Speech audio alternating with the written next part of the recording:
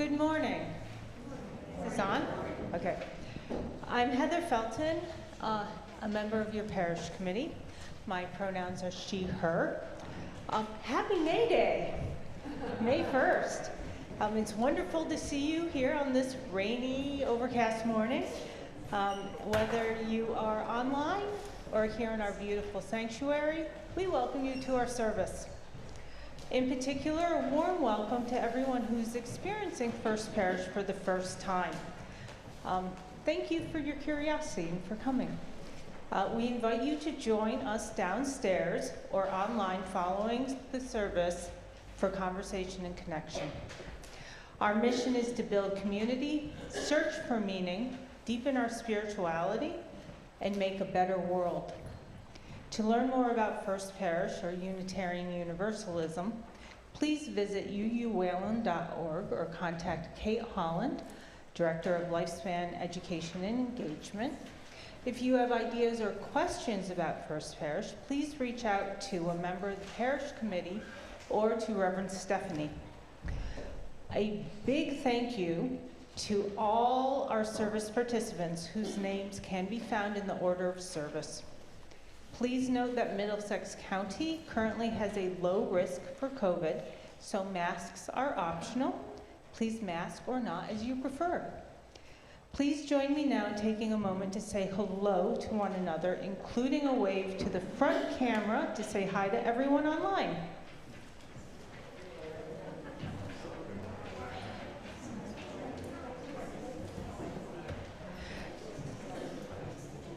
Today, we have a quick announcement from Robert Wassa and Barbara Padula about Spring Up.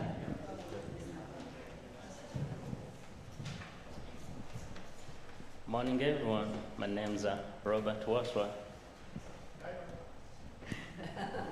Hello, I'm Barbara Padula. And we're going to tell you a Uganda project. Barbara, you really have to speak. I'd rather go. Okay.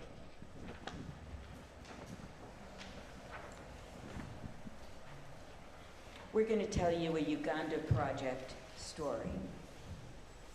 Spring Up is happening next Saturday, May 6th, from 11 to 1. Yeah. On that day, we'll be collecting your donations of gently used items. We'll ship those to Uganda with the financial support of the Lydia Maria Child Fund.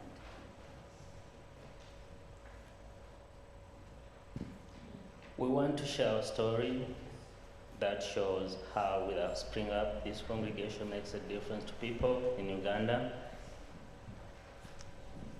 Last year, I got a call from Barb Hefner saying that there was a woman in Marlborough who had a number of foam mattresses that she wanted to give away. Ted Barnes went and picked those up, told the woman about our project, made a friend, stored those mattresses in his home until Spring Up 2022. This type of mattress, along with yoga mats, are used in Uganda for people to sleep on. They're used as beds on the ground.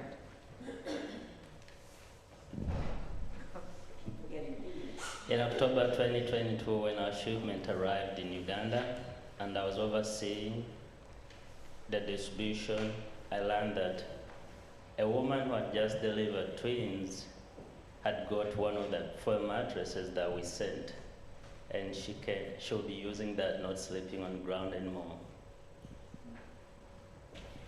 The pictures that we passed around are pictures of those foam mattresses in Uganda. For those of you who are online, that picture is also in the UU social, so you could take a look at it as well. So your donations, the donations of your used items matter, and they help us. They help this congregation. They help Wayland. They help Waltham connect with communities across oceans in Uganda. We hope to see you on the 6th. Now, one more thing. Robert and I will be downstairs after the service. And there are still some volunteer positions that we need to fill.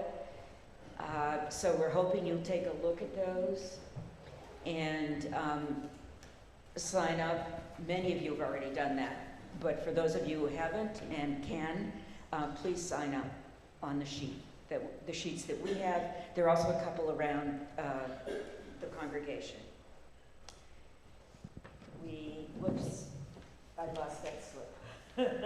We welcome all of you, and our service will now begin.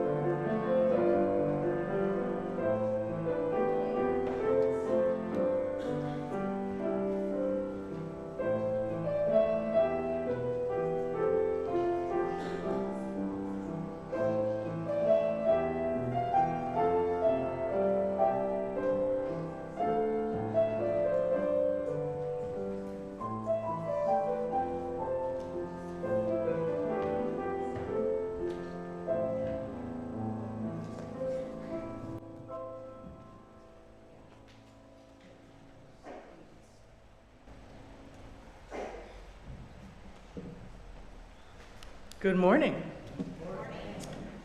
Thank you for joining us this morning for our welcoming congregation service. The First Parish in Wayland became a welcoming congregation 27 years ago in June of 1996. Our UU beliefs, as currently expressed in Principles 1, 2, and 6, call us to this way of living into our values. We celebrate the journey thus far towards welcoming and allyship. And it is crucial that we remain engaged in this work, especially at this time of intensive emotional, legislative, and physical attacks on the LGBTQIA+ community. A recent Joy and Sorrow mentioned how amazing it felt, how supportive, to be truly welcomed into a new group of people. Being welcoming involves the vulnerability to be open to others, to be open to being changed by others. Welcoming is an act of radical, loving kindness. It is looking into the eyes of another and pondering the question, how is your well-being in this space? We handed out blank index cards with the orders of service this morning. You can write questions you may have about welcoming congregation topics on the cards. This is just how we do it in the Our Whole Lives Lifespan Sexuality classes. And those cards will be collected with the offering later in the service. Those attending online are encouraged to post questions in the chat, and we will look for them later. And the Larson Baker family will now come forward and help us light our chalice and our rainbow and transgender colored candles in celebration of the LGBTQIA+ community in all its splendors and possibilities.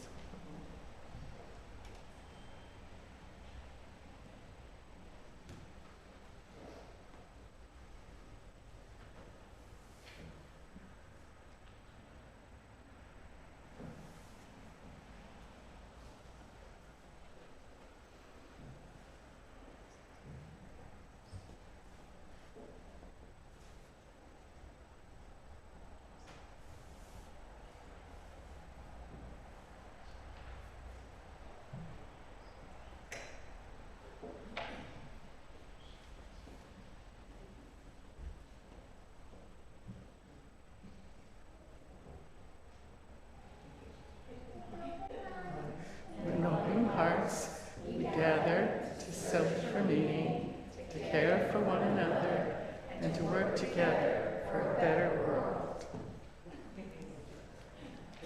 Well done.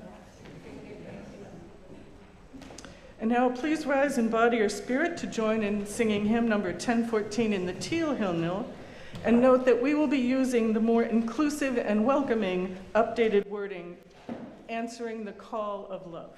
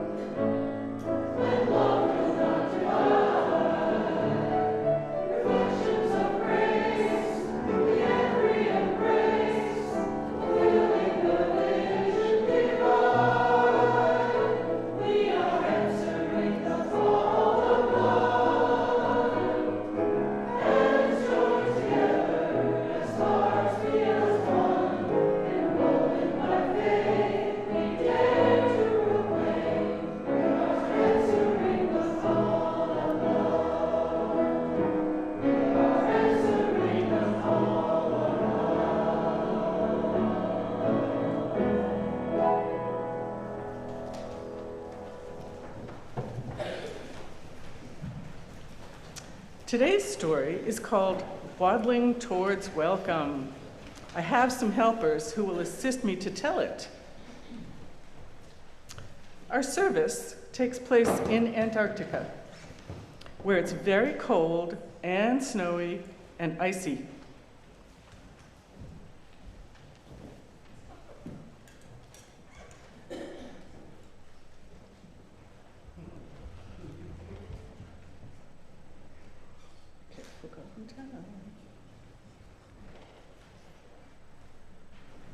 Excellent. Porcupine had just moved to Antarctica and was visiting a new congregation for the very first time. Porcupine was a little nervous. As the time for worship came closer, Porcupine looked uncertainly around the ice floe. There were no signs. Where exactly in all this whiteness was the service being held? Which way should Porcupine go? But soon, penguins began to come to attend the service.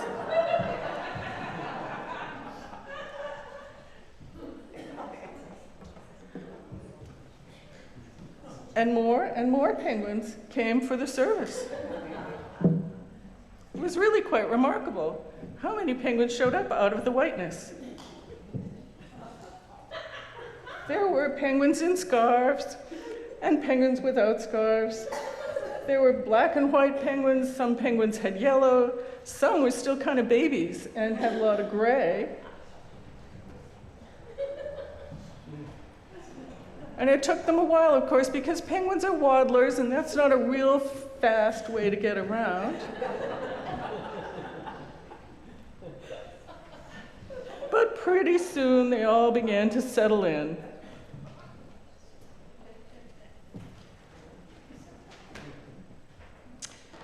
Now, Porcupine was wearing a name tag, which had personal pronouns right on the bottom.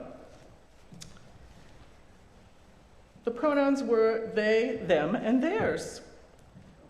Porcupine looked around, but none of the penguins were wearing a name tag at all. And so he asked one of them, why not? And the penguin answered, well, we all know each other's names and pronouns, so we really don't need name tags. So Porcupine followed the penguins to the ice floe, where the service was to take place, and discovered there were no seats. There was only the cold and hard ice to sit on, and Porcupine really, really wished for a chair. Next, Porcupine looked around for a hymnal, but again, there were no hymnals within sight. The penguin next to them said that the penguins all knew the songs and could sing them without the music. So the service began, and the opening hymn sounded familiar, but the words were a bit different from the ones Porcupine knew, and the chorus was completely unexpected. Enter, rejoice, and swim in. Enter, rejoice, and swim in.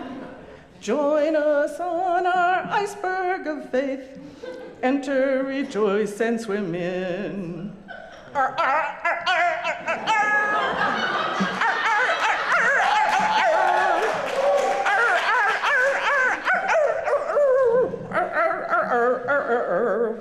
Woo!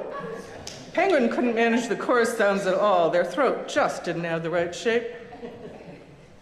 So then the ministerial intern penguin said, please help your neighbors. Turn to your neighbors and extend a helping beak.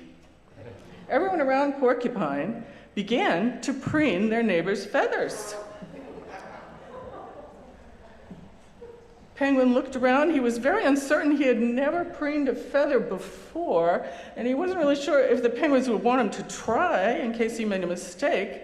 So no penguins came over to Porcupine, and they just waited until that part of the service was over.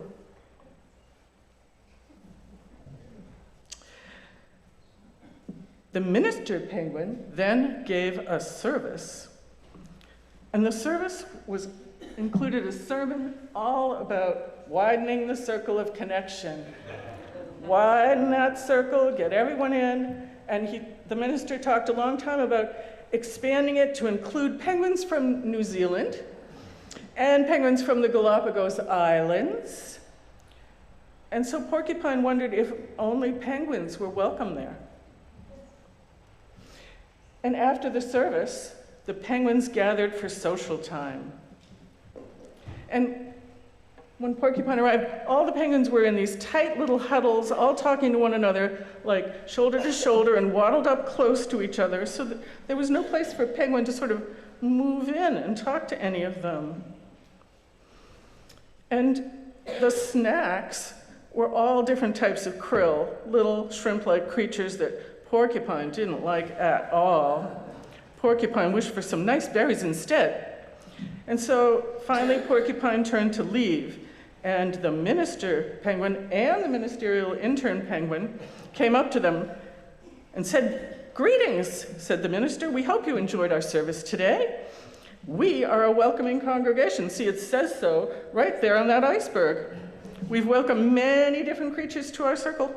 Only last month we had a curious albatross, and before that we had some butterflies that were blown off course, and once even a puffin, and we really thought the puffin would fit right in because it was almost as flightless as we are.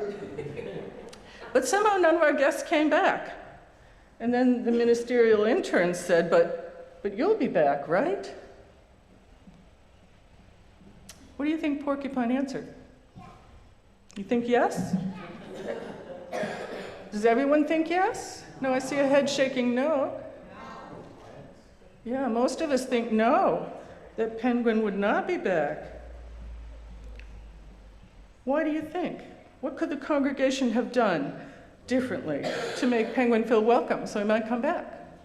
What were all the things that made Penguin feel unwelcome, Porcupine feel unwelcome? The ice. The ice was cold for Porcupine to sit on. A penguin could have let porcupine sit on its feet the way they do their babies. You are going to be on the welcoming committee now. All right, so Porcupine would have appreciated a chair. What else? Snacks. The snacks weren't good. Bridget said it would have been nice if someone asked Porcupine how they could welcome them. Perfect answer, Bridget. Why not ask Porcupine what would have been better? Name tags. Name tags are important for new people. It's really a little awkward to have to ask everyone, what's your name, what's your pronouns? How about the music? How'd that go? Hymnal. No hymnal? So many things in the sermon. Did that feel inclusive to Porcupine? Did Porcupine feel like he belonged after the sermon? No. So the Penguin congregation's intent was to make newcomers or creatures who were slightly different feel welcome. They really meant well, but they had forgotten. They'd forgotten what it's like to be new or different. Can you remember a time when you were new, either here or in another group, or a time when you felt like the odd porcupine out? So helping someone feel like they truly belong starts with imagining what it's like to be new, and then think about how that would feel, and try to make every part of that creature's experience warmly welcoming. Thank you to my story helpers. And now,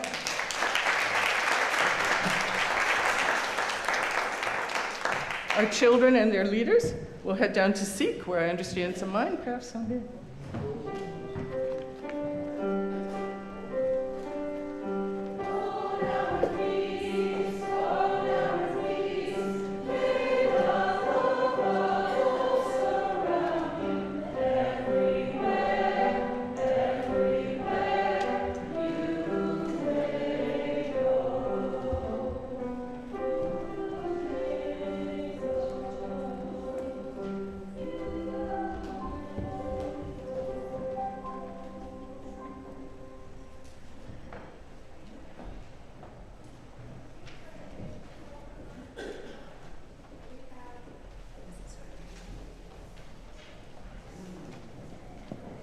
Good morning. I'm Lee Anderson.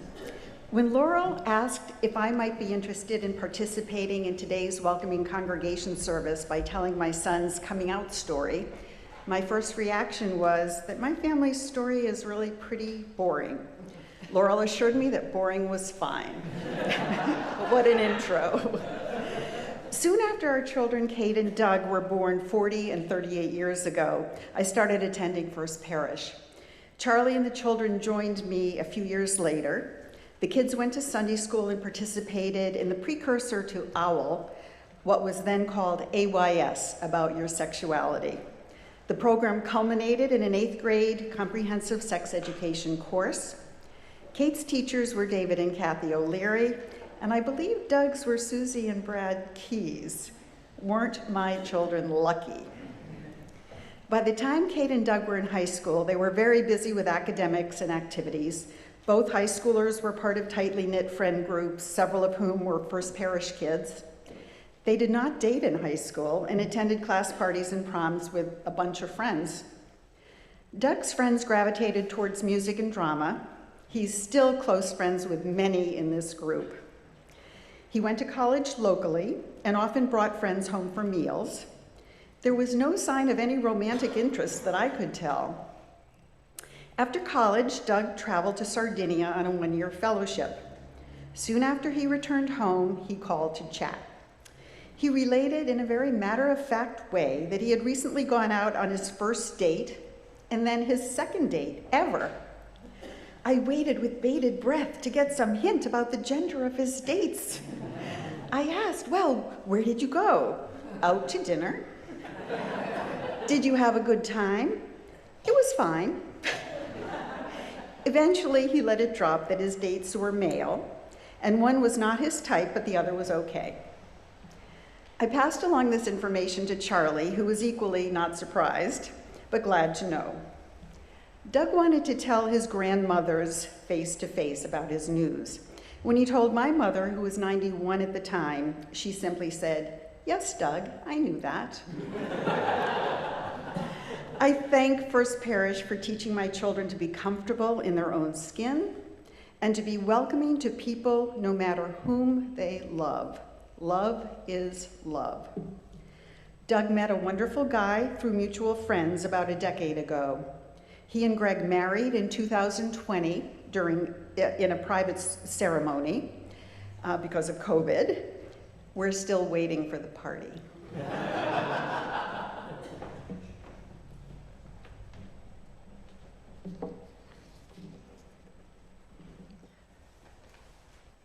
My name is Melanie Larson. My pronouns are she, her, and I'm reflecting on my experiences with Weston Pride. When Boston Pride was canceled in the spring of 2021, it was for reasons that I respect and appreciate. However, I could not stop thinking about our neighbors for whom Boston Pride might have been an important outlet, especially during a time when so many people were still feeling isolated. It can be an uncomfortable space being in LA. It can be hard to know what to do. But Bob and I ordered 100 Progress Pride yard signs on impulse, thinking if it helped one person in our community feel a tiny bit less alone, it would be worth it. I felt fairly certain that we were going to wind up with 87 yard signs in our garage. But that's not what happened. With minimal outreach, in less than 4 days, 100 signs were claimed by neighbors across town. Last year, we partnered up with other residents, and we worked with the middle and high school GSAs, Gender Sexuality Alliance Clubs, to redesign the sign. The students voted on a rainbow heart logo and the tagline, "Weston Pride, all are welcome." Weston Pride ordered 200 of these new signs for Pride Month. 2023, and I am so happy about the momentum for Pride back in Boston again. But we've also learned enough over the past couple of years that Pride is not going away in Weston anytime soon. Thank goodness we live in Massachusetts. It's a refrain I hear often, and it's one I agree with wholeheartedly. Thank goodness we live in Massachusetts, where it's not illegal for teachers to acknowledge that there can be more than one type of family. And yet, school libraries all across the Commonwealth are fielding requests to release lists of their LGBTQ books to people who are attempting to have them be banned. Thank goodness we live in Massachusetts, where parents cannot be arrested for seeking potentially life-saving, gender-affirming medical care for their children that is acknowledged by major medical associations. And yet, Boston Children's Hospital was evacuated several times over the past year due to bomb threats directed at their gender clinic, which is a world leader in care and research on best practices in transgender medical care for youth and adults under age 25. Thank goodness we live in Massachusetts, the only state in the nation with a commission on LGBTQ youth. And yet, comprehensive survey data released by the Trevor Project in May 2022 found that nationally, 45% of LGBTQ youth seriously considered attempting suicide in the previous year. In Massachusetts, that figure was 41%, hardly any different. Thank goodness we live in Massachusetts, in a small town where 100 of our neighbors instantly felt safe in June 2022 to put up a yard sign affirming that people who identify as LGBTQ are valid. And yet, 6 miles from our town hall, the little queer-free library in Waltham, a beacon of love and hope and affirmation, was closed for most of this past winter because its caretakers were too exhausted by persistent vandalism and the repeated clearing of their shelves. But they reopened on April 9th, reminding me that thank goodness we are in Massachusetts, where we may still have work left to do, but we are able to do it. Please rise in body and spirit to join in singing hymn number 1063 in the Teal Hymnal.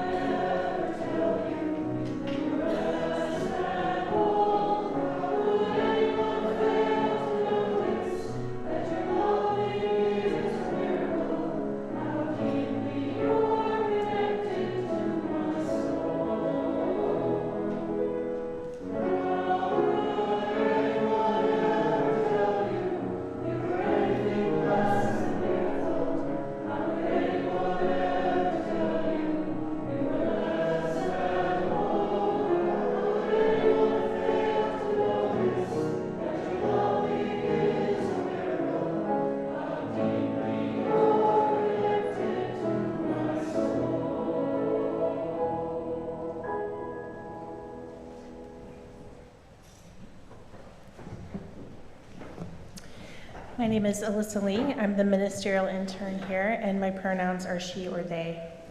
Please join me in the spirit of prayer or meditation. Let's take a deep breath in and out. And another deep breath in and out. Spirit of love and connection, many of us today may be wondering, just what is welcoming? We think we are, we feel we are, we want to be. And yet sometimes we are told we fall short. We may wonder, how can we ever be enough? What if we never get it right? May we remember to keep asking, to keep trying, even when sometimes we don't know the right words or just always understand. Let us strive to do better, but also to remember that we are not going to be perfect, and there are times we must forgive each other and ourselves. May we always remember that the spirit of this congregation is love, and part of that love is growing into something bigger, to challenging ourselves, to step out of what is comfortable, and to always center the person in front of us, to remember that they are what matters, that we together can act in all things with love. May we remember this today and always. Amen. We will now take a moment of stillness to perhaps think of a time when we didn't get it perfect, when we might have stumbled, but we asked for forgiveness or tried to learn. And we remembered that love and friendship and the bonds of community are what is most important anyway.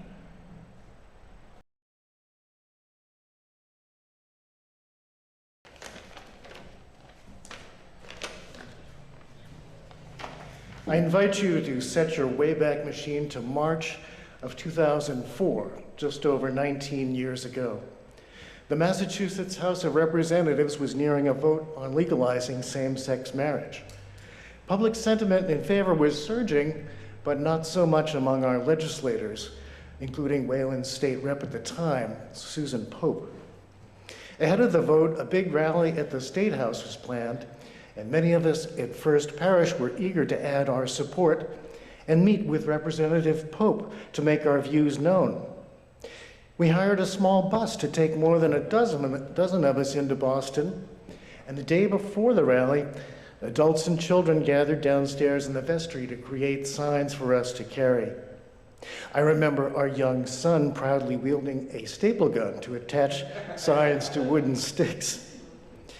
We know politics is polarized and volatile now, but 19 years ago, gay marriage was very divisive. The enthusiasm on the pro side was surging, which made those opposed ever more shrill. They were as eager to rally as we were. The anti-gay marriage people massed on the south side of Beacon Street, while those of us on the pro side gathered on the steps of the State House on the north. I think the police had a hand in separating the pro and anti sides, which was good, because there were a number of people opposed who carried signs that were truly hateful. I particularly remember one guy on the south side holding a giant proclamation that condemned us all to hell. It was really professionally executed. I'm talking Charlton Heston quality biblical tablet. That's how good it was. I took that to mean that our rally in Boston was not this man's first rodeo. On our side, on the steps of the State House, where we literally had the high ground, it was a total love fest. Everyone was glad, everyone else was there. A woman gave me this rainbow heart-shaped sticker, which I put on my name tag to remind me of the solidarity and good feelings we shared. Our aim was to convey our views to Representative Pope, which we did, as documented on the front page of the Sunday Town Crier, because I had invited a reporter to join us. This is back when local papers still had journalists. So here the headline is, "Gay Weddings Are Aim of Parish." And then in kind of a little bit of a lighthearted ho-ho subhead, it says, "Unitarians lobby Pope as State House becomes right's battleground." And so here's Representative Pope behind her desk with a big Romney-Healy political sign. Here I am with a nearly full head of brown hair. David O'Leary, chair of the parish committee at the time, and Suzanne Tiberi, a founding member of our welcoming congregation committee. Did we convince Susan Popes to the righteousness of our cause?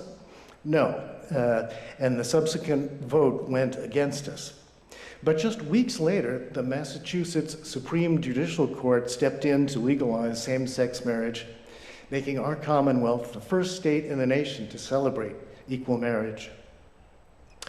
In fact, Laurel and I had attended the very first gay wedding in Massachusetts on May 17th, just 2 months after our rally, at the Arlington Street UU Church across from the Public Gardens. We thought there would be protesters like we witnessed at the State House, so we brought signs to affirm our support, and we still have laurels. "Equal marriage rights for all," she proclaimed.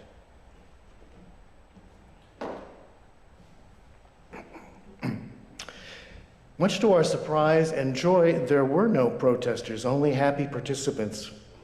Day one of a new era had begun, and I'm proud First Parish helped enable it and continues to celebrate diversity across dimensions as a core commitment.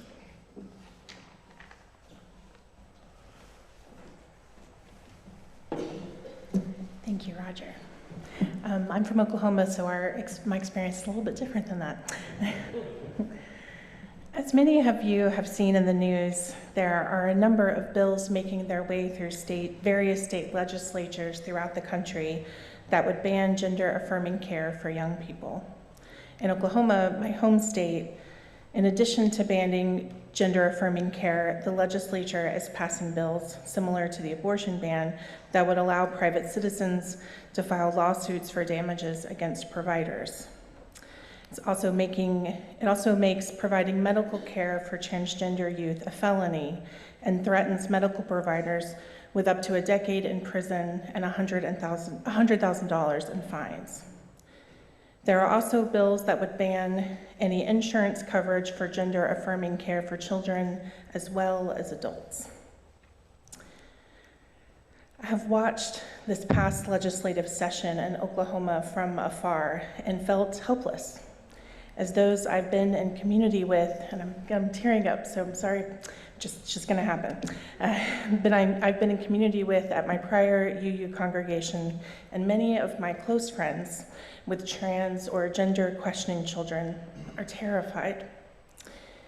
In anticipation of what is coming, many parents have pulled their children out of much needed therapy, and they stay awake at night worrying about who they've already told and what the consequences might be. They worry about their children's mental health and physical health and how will they keep them safe. It's dire out there. And it isn't as easy as just moving. Many people have deep ties to family and community there, and Oklahoma has an incredibly low cost of living, which allows families to own homes and have a quality of life they may not otherwise be able to afford. I have watched and felt powerless as members of my home congregation in Oklahoma City have shown up time and again to protest in the legislature. Trans members of the community, allies, religious professionals, teachers, and parents have been putting their bodies on the line to stand up for the children in their care, as well as the trans and non-binary members of their communities. Oklahoma's only non-binary legislator, who is my former representative, Maureen Turner, has been stripped of all their committee assignments because they sheltered a protester in their office. The protester threw water on a state trooper. The people are trying to stand up for what they feel is right, but it feels like almost an insurmountable task. So you may be asking yourself here in Massachusetts, what can I do? Well, there are organizations working within these states and legislators. There's a small amount, but they're mighty, they're trying, who are standing up against an onslaught of bigotry and hate. And I welcome you to show them your support in whatever way you can. In fact, a UU congregation from Colorado sent supportive cards to my home congregation in Oklahoma City, and it was a much needed booster for their spirits. However you can, the people on the front lines need to know they are not alone and that the rest of the country sees them, even if their own legislators do not.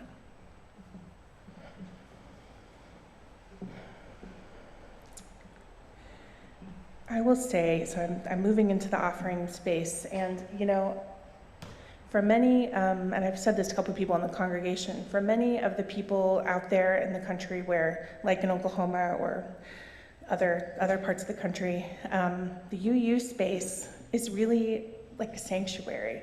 Often it's the only place you can go where, especially young people who are trans or gender curious or non-binary, it's the only place they have to really be safe and show up as their whole selves.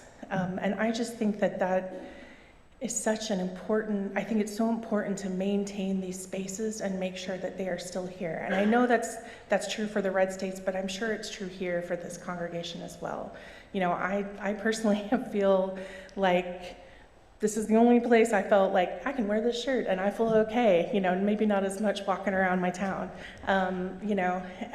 so I think supporting these UU congregations, I feel so strongly that we are also supporting a safe space for so many people in our communities who don't have those safe spaces, even at home, at school, or in many other activities. This is the one space that many people have to really show up as their whole selves. So when you support this congregation or other UU congregations, you are supporting the ability for people to show up as their whole selves. So I thank you for doing that. If you are online, you can donate by going to uuwayland.org/donate. There's some other ways to donate in your order of service. If you are in person, you can you can donate by one of the baskets that are being passed around. As Laurel said earlier, we also have the question box. So if you have something you want to ask on a card, feel free to also drop that into the plate as it comes around. So now the offering will be gratefully received. Thank you.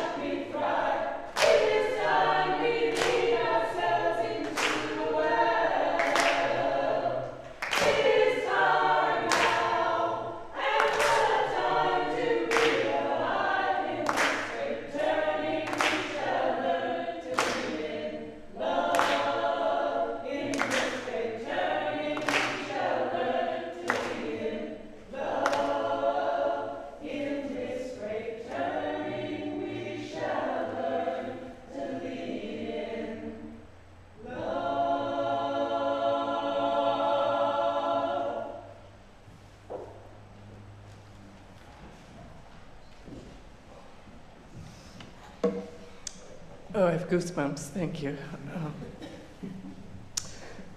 So this we were going to answer lots and lots of your questions. In the interest of time, we're going to shorten that somewhat, and we will follow up with an article in the Unitarian. But again, let me just say that the question box is a big piece of the OWL curriculum, the Our Whole Lives Lifespan Sexuality curricula, because it allows people to anonymously ask questions they might be a little shy about asking out loud in class in front of their peers. So, and we are joined here by Susie Keys, a long time, as long as I've been here, which is 22 years, one of our extraordinary OWL facilitators. So thank you for her service, and she knows absolutely everything. We're going to get her on the welcoming committee too. So if you have a private question, you can saddle up to Susie. I'm also a trained facilitator, as is Alyssa. And I will turn it over to Alyssa. So we asked for a few questions beforehand, so we got a couple, so we're going to answer those. So first is, aren't we already a welcoming congregation? And yes, technically we have the certificate, as Laurel talked about, and we've renewed our certification. So it's actually a certification process that has to be renewed every year, which I honestly didn't know. I think a lot of you congregations say they're welcome congregation, and then they just sort of leave it at that. So I'm really grateful that this congregation has maintained that commitment and keeps doing the renewal process. And, you know, just like in today's story that Laurel was talking about, welcoming is a practice which takes continued attention and effort to maintain. Particularly in these political times, LGBTQIA people feel increasingly marginalized and threatened. So it's important that we keep this renewal every year. And also just not even the renewal, but how do we show up in every Sunday? How are we welcoming people? And why do we have 2 welcoming congregation services each year? This is important to keep this living into our vision and our mission and our covenant statements that urge us to foster a more just and compassionate world by promoting social justice. Also, the UUA certificate, the Welcoming Congregation certificate requirements include holding 2 services per year focused on LGBTQIA themes. And now I will turn it to Susie. What does LGBTQIA+ stand for? That long acronym has expanded and evolved over time and stands for some of the possible human sexual identifications and ways of being: lesbian, gay, bisexual, transgender, queer, or questioning, LGBTQIA, intersex, and asexual, and a plus sign to indicate that this is definitely not a bounded and complete list, and there is a rich profusion of sexual identities beyond these few. As a longtime OWL teacher, I can tell you that that acronym has grown during my years and probably may even grow some more. Why do we need to wear pronouns on our name tags? The pronoun ribbons are a way to show that this congregation understands that personal pronouns are important aspects of each person's identity. They also show that we don't want to rely on making assumptions about someone's personal pronouns because we understand that being misgendered hurts. We hope that our pronoun ribbons will promote a more safe and welcoming spirit. And for those of us who haven't got pronoun ribbons on our tags yet, it's easy to get one at the name tag station downstairs, and we hope that maybe some of what you're hearing today may encourage some more of us to add those pronoun ribbons as a sign of welcoming to new members and longtime members of our community. Now I'll turn it over to Laurel.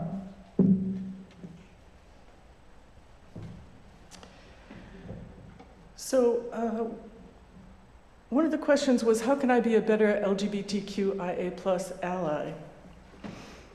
And there are a few really simple things you can do. You can wear a tag with your pronouns visible while you're here. And when you're elsewhere, you can introduce yourself using your personal pronouns, and remember to ask others not only for their name, but their pronouns. And remember, they're not preferred pronouns. They are their pronouns. They are part of them. And they may change over time. So if you haven't asked someone lately, ask again. And you can wear bracelets to show that you are supportive of these causes. Lots of legislation can be supported.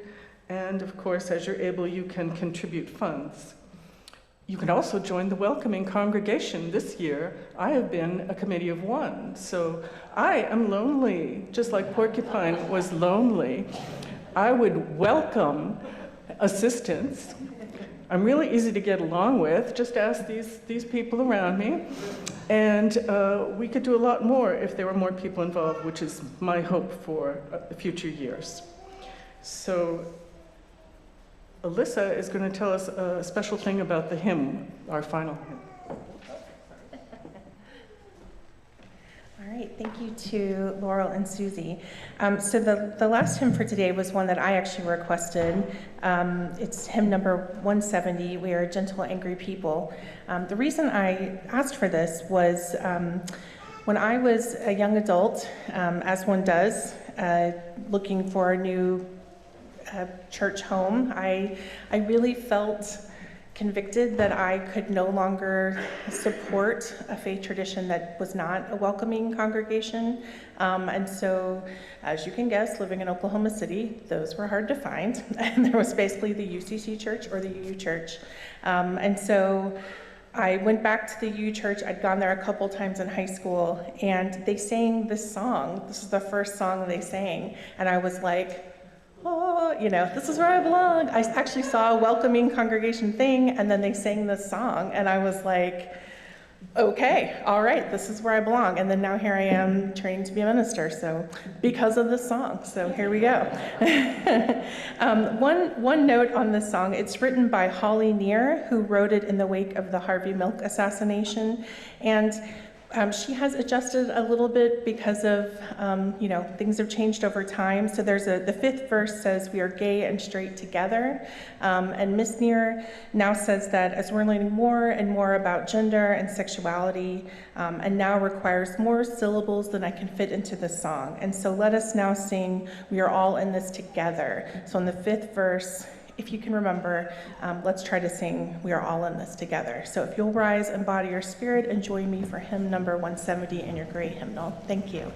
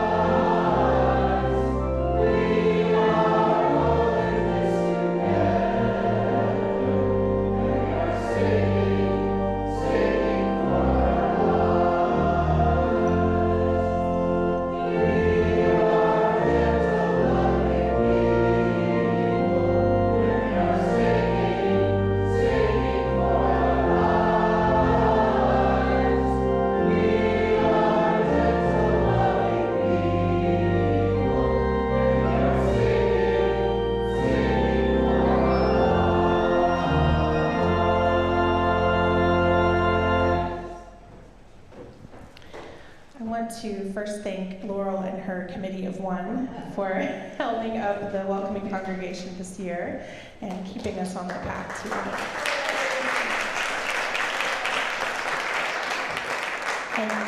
And thank you to all the other service participants as well today. Really appreciate your support. So I leave you with words from Reverend John McGaw. When I say go in peace, I don't mean go in mindless oblivion. When I say go in peace, I don't mean go without challenging yourself or others. When I say go in peace, I don't mean go in utter ease and comfort. When I say go in peace, I mean go in peace seeking justice. I mean go in peace committed to equal rights and opportunities for all. When I say go in peace, I mean go in the peace that is created when together we build communities of true solidarity, deep compassion, and fierce, unrelenting love. Go in peace.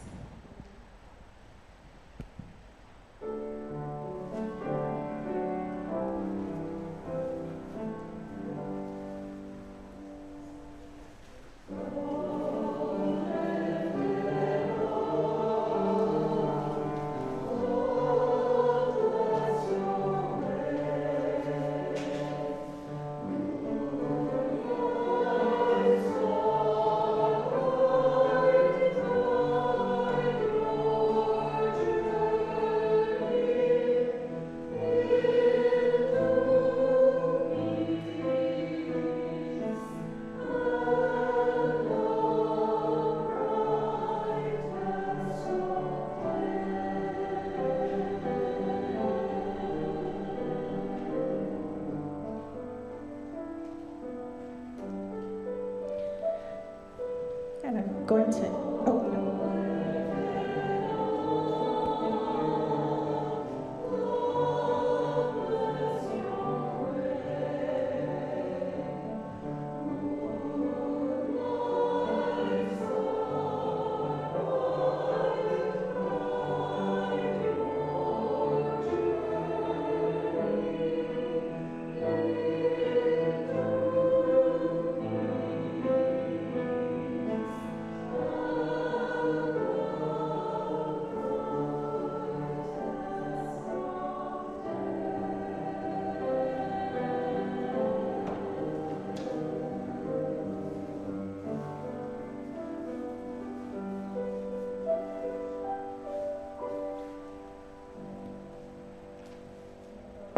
Go a little bit out of order, just very quickly. I wanted to also celebrate that our wonderful Polly Oliver is back today.